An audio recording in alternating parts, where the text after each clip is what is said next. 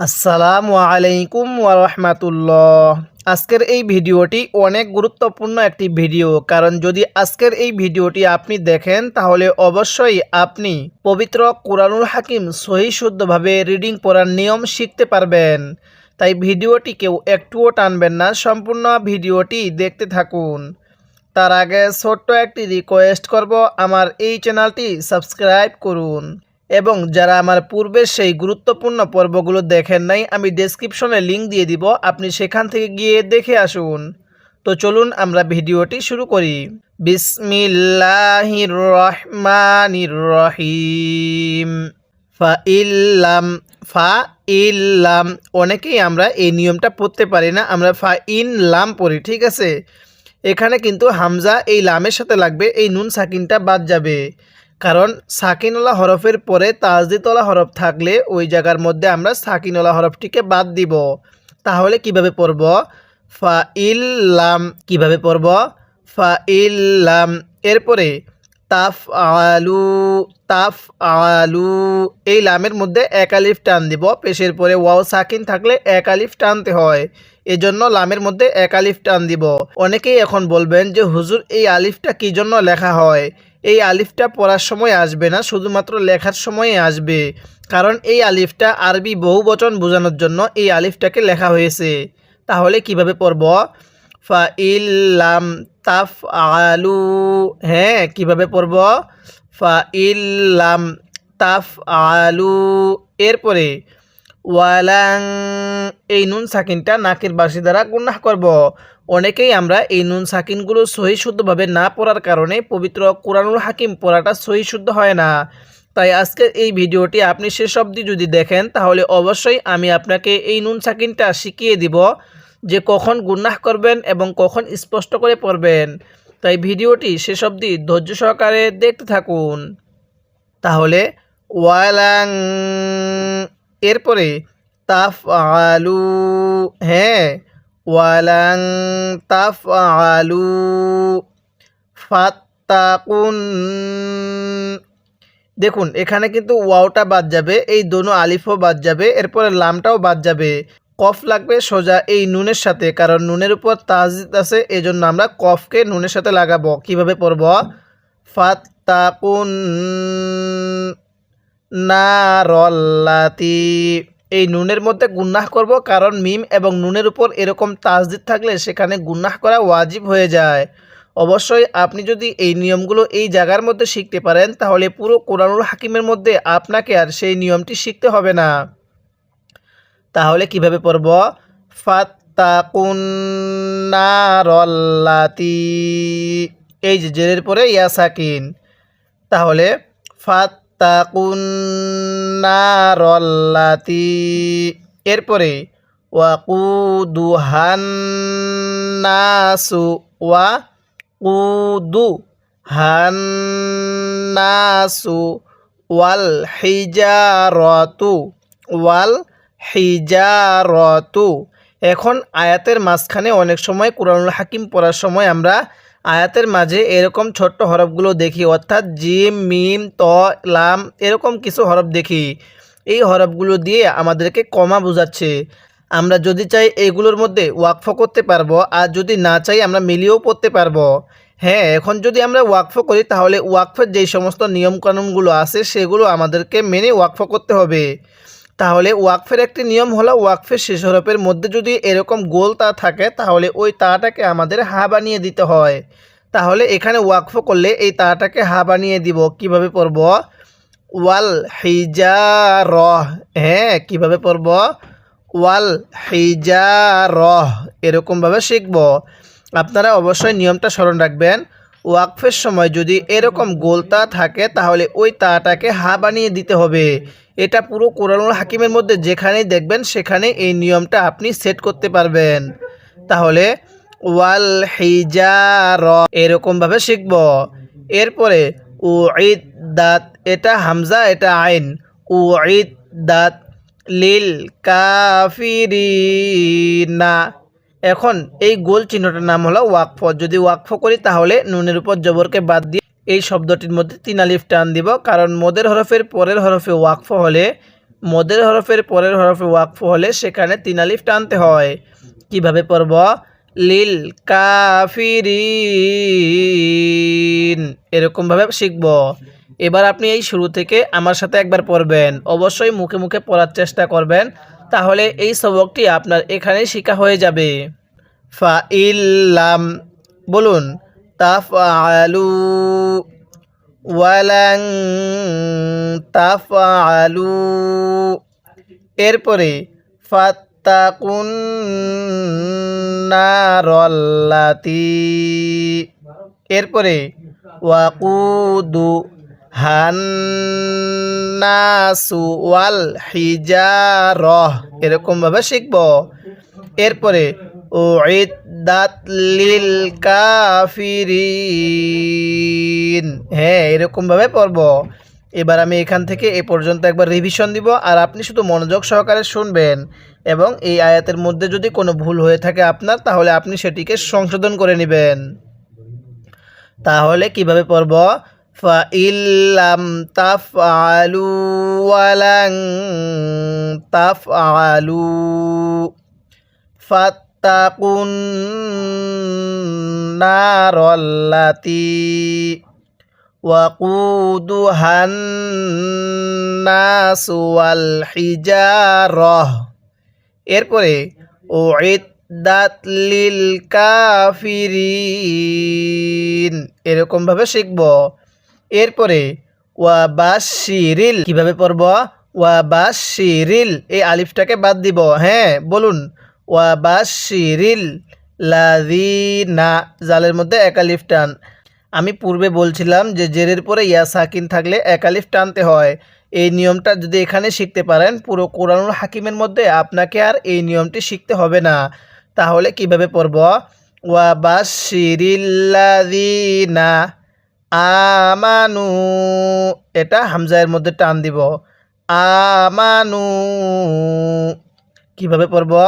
ওয়াবাশশিরিল্লাযিনা আমানু, হ্যাঁ। এরপরে ওয়াআমিলুস, এই লাম লাগবে সদের সাথে, ওয়াওয়ের সাথে লাগবে না, দোনো আলিফের সাথেও লাগবে না, লামের সাথেও লাগবে না। অর্থাৎ আরবি হরফ 3টি যে আছে, মদের হরফ, ওয়াও, আলিফ, ইয়া, অর্থাৎ আরবি হরফের উপরে যদি জবর, জের, পেশ, তাসদিদ, সাকিন কোনোটাই না থাকে, তাহলে সেটাকে আমরা পড়ার সময় উচ্চারণ করব না। যেমনটা এই 3টা হরফের উপরে, এই 4টা হরফের উপরে জবর, জের, পেশ, তাসদিদ, সাকিন কোনোটাই নাই, তাহলে আমরা এই 4টা হরফকে বাদ দিব, এই লামকে সদের সাথে লাগিয়ে দিব। কিভাবে পড়ব?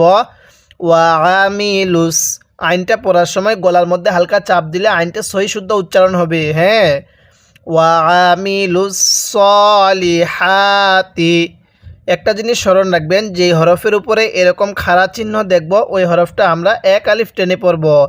এটা আপনার যে কোনো হরফের মধ্যে যেখানেই দেখবেন যে হরফটির উপরে খাড়া টান, ওই হরফটি আপনারা এক আলিফ টেনে পড়বেন। তাহলে ওয়াআমিলুস সলিহাতি। এরপরে আন্নালাহুম, এই যে নুনের উপর তাসদিদ থাকলে গুন্নাহ করা ওয়াজিব বলছিলাম, অবশ্যই গুন্নাহ করতে হবে। তাহলে আন্নালাহুম। এরপরে জান্নাতিন, আগে জান গুন্নাহ করার পরে নুনের মধ্যে টান দিবেন, জান্নাতিন। এখন আমরা এই নিয়মটি শিখব, তানভিনের নিয়মটি, যে তানভিনটা আমরা কখন গুন্নাহ করব, কখন স্পষ্ট করে পড়ব, অবশ্যই স্মরণ রাখবেন। তানভিনের পরে যদি ইকফার 15টি হরফ থেকে কোনো একটি হরফ থাকে, তাহলে ওই তানভিনটি আমরা গুন্নাহ করে পড়ব। আর এই তানভিনের পরে যদি ইজহারের যে 6টি হরফ আছে, এই 6টি হরফ থেকে কোনো একটি হরফ থাকে, তাহলে ওই তানভিনটি আমরা স্পষ্ট করে পড়ব। তাহলে এবার বলবেন, এই তানভিনটা আমরা গুন্নাহ করব নাকি স্পষ্ট করব? হ্যাঁ, এই তানভিনটা আমরা গুন্নাহ করে পড়ব, কারণ এই তানভিনের পরে তাটি হলো ইকফার হরফ। কিভাবে পড়ব? আন্নালাহুম জান্নাতিন। এরপরে তাজরি, জিমটা ধাক্কা দিয়ে পড়ব, কারণ জিমটা কলকলার হরফ। তাহলে তাজরি মিন তাহতিহাল, দেখুন নুন সাকিনের পরে যদি ইকফার হরফগুলো থাকে তাহলে নুন সাকিনটা গুনাহ করে পড়তে হয়। এখন অনেকে হয়তো বলবেন যে হুজুর আমি তো ইকফা এবং ইজহারের হরফগুলো চিনি না। যদি আপনি ইকফা এবং ইজহারের হরফগুলো খুব সহজেই শিখতে চান তাহলে আমি আমার এই ভিডিওর ডেসক্রিপশনে নুরানি কায়দা কোর্সের পর্বগুলোর লিঙ্ক দিয়ে দিব। আপনি সেখান থেকে গিয়ে পঞ্চম, ষষ্ঠম, সপ্তম এবং অষ্টম এই কয়েকটি পর্ব দেখবেন। তাহলে অবশ্যই আপনি ইকফা এবং ইজহারের হরফগুলো শিখতে পারবেন। কিভাবে পড়ব? মিং তাহতিহাল আনহারু। কিভাবে পড়ব? মিং তাহতিহাল আনহারু। এই যে এই নুন সাকিনটা স্পষ্ট করে পড়ব কেন? নুন সাকিনের পরে হা এই শব্দটা হলো ইজহার, অর্থাৎ হাটা ইজহারের হরফ। এই জন্য আমরা নুনটা স্পষ্ট করে পড়ছি আনহারু। এখন আমি পূর্বে বলছিলাম আয়াতের মাঝে যখন এরকম ছোট্ট হরফগুলো থাকে ত, দত, লাম এরকম কিছু হরফ থাকে, আপনারা সেই হরফগুলোর মধ্যে চাইলে দম ছাড়তে পারবেন, যদি না চান মিলিয়েও পড়তে পারবেন। তো আমি এখানে দম ছাড়বো। কিভাবে পড়ব? আনহার। ওয়াকফের সময় শেষ হরফের উপর জবজ্জের পেশ থাকলে বাদ দিতে হয়, এজন্য আমি পেশকে বাদ দিয়ে দিছি। কিভাবে পড়ব? তাহতিহাল আনহার। এরকমভাবে শিখব। এরপরে কুল্লামা রুজিকু মিনহা। কিভাবে পড়ব? তাহলে কিভাবে পড়ব? কুল্লামা। এই মিমের মধ্যে এক আলিফ, জবরের পরে খালি আলিফ থাকলে এক আলিফ টানতে হয়। কুল্লামা রুজিকু। এই কপের মধ্যে টান দিব, জাহের মধ্যে আবার টান দিব না। রুজিকু মিনহা। দেখুন এই নুন সাকিনের পরে হা থাকলে আপনি নুনটা স্পষ্ট করে পড়বেন। মিনহা। এরপরে মিং সামারতির। এবার এই নুন সাকিনের পরে সা থাকলে আপনি গুনাহ করে পড়বেন।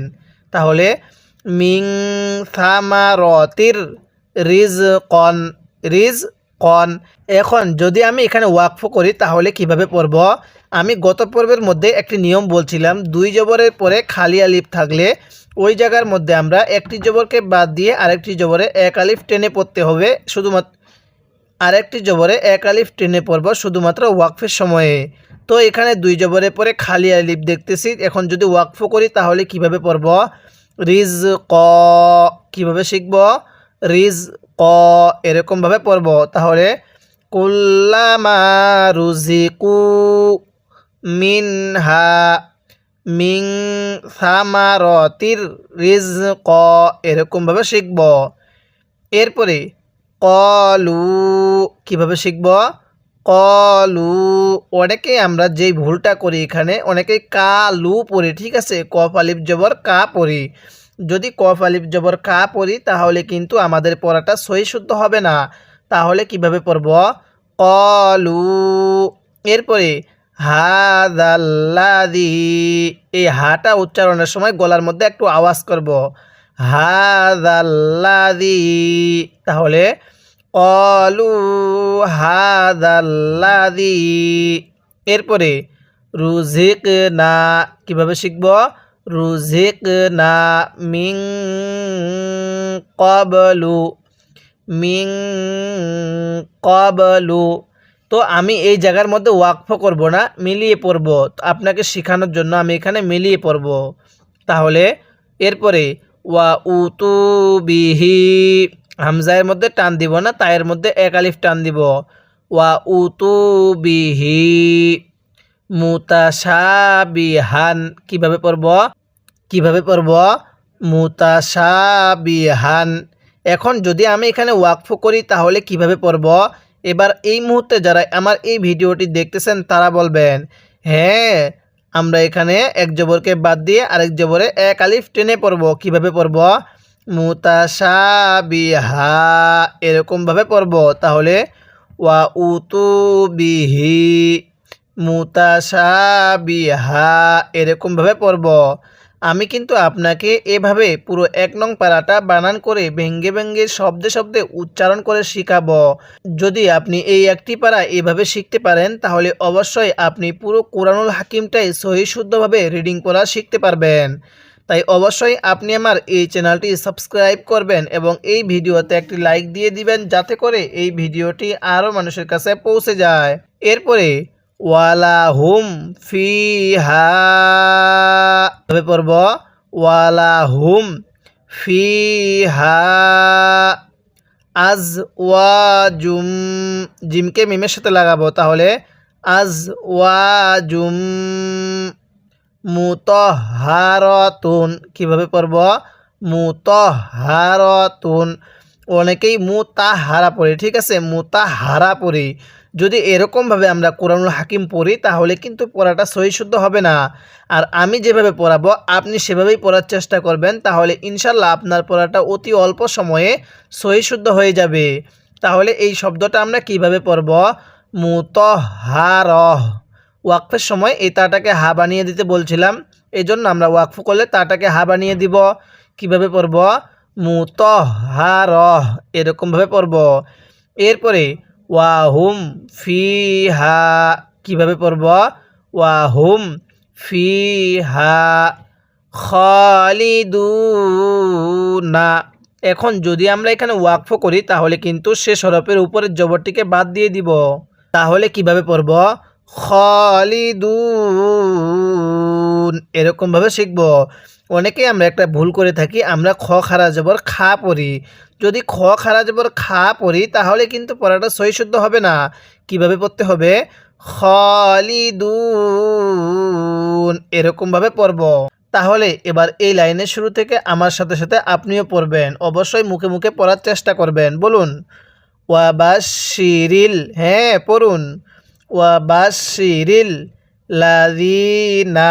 কিভাবে পড়ব ওয়াবাশিরিল লাযিনা। এরপরে পড়ুন আমানু, হ্যাঁ এরপরে ওয়াআমিলুস সলিহাতি। পড়ুন আমার সাথে ওয়াআমিলুস সলিহাতি। এরপরে আমার সাথে পড়ুন আন্নালাহুম। কিভাবে পড়ব বলুন আন্নালাহুম। এরপরে জান্নাতিং, হ্যাঁ অবশ্যই নাকের বাঁশি দ্বারা গুন্নাহ করবেন। অনেকে আমরা মুখ দিয়ে গুন্নাহ করার চেষ্টা করি, যদি মুখ দিয়ে গুন্নাহ করি তাহলে কিন্তু আমরা সহি শুদ্ধ গুন্নাটা পড়তে পারবো না। তাহলে আমরা নাক দিয়ে গুন্নাহ করার চেষ্টা করব। কিভাবে পড়ব আন্নালাহুম জান্নাতিং, হ্যাঁ এরকমভাবে পড়ব। এরপরে তাজেরি, অবশ্যই আমার সাথে সাথে পড়বেন। বলুন তাজেরি। এরপরে মিং তাহতি, কিভাবে পড়ব মিং তাহতি হাল আনহার। আমি এই রয়ের মধ্যে ওয়াকফ করছি, তাহলে কিভাবে পড়ব মিং তাহতি হাল, হ্যাঁ আরেকবার বলুন মিং তাহতি হাল আনহার। এরপরে আমার সাথে পড়ুন কুল্লামা রুজিকু, হ্যাঁ পড়ুন কুল্লামা রুজিকু মিনহা, বলুন মিনহা। এরপরে মিং সামারতির রিজক, হ্যাঁ পড়ুন মিং সামারতির রিজক। আরেকবার মিং সামারতির রিজক, এরকমভাবে শিখব। আমি প্রত্যেকটি শব্দ একবার দুবার তিনবার চারবার পর্যন্ত বলার চেষ্টা করতেছি, যাতে করে আমাদের এই পড়াটা এখানেই শেখা হয়ে যায়। অবশ্যই আপনি মনোযোগ সহকারে ভিডিওটি শেষ অবধি দেখবেন। এরপর আমার সাথে পড়ুন ক্বালু হাযাল্লাযী, হ্যাঁ পড়ুন ক্বালু হাযাল্লাযী। এরপরে রুজিকনা মিন ক্বাবলু, বলুন রুজিকনা মিন ক্বাবলু ওয়া উতুবিহি, হ্যাঁ কিভাবে পড়ব ওয়া উতু, হামজার মধ্যে টান দিব না, পড়ুন ওয়া উতুবিহি। এরপরে পড়ুন মুতাশাবিহা, হ্যাঁ পড়ুন মুতাশাবিহা, এরকমভাবে শিখব। এরপরে ওয়ালাহুম ফিহা, হ্যাঁ কিভাবে পড়ব, ওয়ালাহুম ফিহা আজওয়াজুম, এই জিমকে মিমের সাথে লাগিয়ে গুনাহ করব। পড়ুন আমার সাথে, আজওয়াজুম মুতাহহারাহ, হ্যাঁ আরেকবার পড়ুন, আজওয়াজুম মুতাহহারাহ, এরকমভাবে শিখব। এরপরে ওয়াহুম ফিহা খালিদুন। এবার আমি এই আয়াতের শুরু থেকে এই শেষ পর্যন্ত একবার রিভিশন দিব, আর আপনি শুধু মনোযোগ সহকারে শুনবেন, এবং এই 3 লাইনের মধ্যে যদি আপনার কোনো একটি ভুল হয়ে থাকে তাহলে আপনি সেটিকে শুদ্ধ করে নেবেন। তাহলে ওয়াবাশশিরিল্লাযীনা আমানু ওয়া আমিলুস সলিহাতি আন্না লাহুম জান্নাতিন তাজরি, এরপরে মিং তাহতিহাল আনহার, এরপরে কুল্লামা রুজিকু মিনহা মিং সামারতির রিজক, এরপরে ক্বালু হাযাল্লাযী রুজিকনা মিন ক্বাবলু ওয়া উতু বিহি মুতাশাবিহা, এরপরে ওয়ালাহুম ফিহা আজওয়াজুম মুতাহহারাহ ওয়া হুম ফিহা খালিদুন, এরকমভাবে শিখব। যদি আপনি আমার প্রত্যেকটি পর্ব ধারাবাহিকভাবে নিয়মিত দেখেন তাহলে অবশ্যই আপনি অতি অল্প সময়ে পবিত্র কুরআনুল হাকিম সহি শুদ্ধভাবে রিডিং পড়া শিখতে পারবেন। যদি আপনি এই নিয়মে পড়েন তাহলে অবশ্যই আপনি খুব সহজেই কোরআনটা সহি শুদ্ধভাবে রিডিং পড়া শিখতে পারবেন। তাই অবশ্যই আপনি আমার প্রত্যেকটি পর্ব নিয়মিত দেখবেন এবং আমার এই চ্যানেলটি সাবস্ক্রাইব করবেন এবং এই ভিডিওতে একটি লাইক দিয়ে দিবেন যাতে করে এই ভিডিওটি আরও মানুষের কাছে পৌঁছে যায়। আজকে আমরা এই সূরাতুল বাকারার 25 নং আয়াত পর্যন্ত আলোচনা করলাম। পরবর্তী পর্বের মধ্যে আমরা 25 নং আয়াতের পর থেকে আলোচনা করব। আমি এরকমভাবে বানান করে আপনাকে পুরো 1 নং পারাটাই শিখাবো। তাহলে আজকে আমরা 25 নং আয়াত পর্যন্ত শিখলাম, পরবর্তী পর্বের মধ্যে আমরা এরপর থেকে শিখব।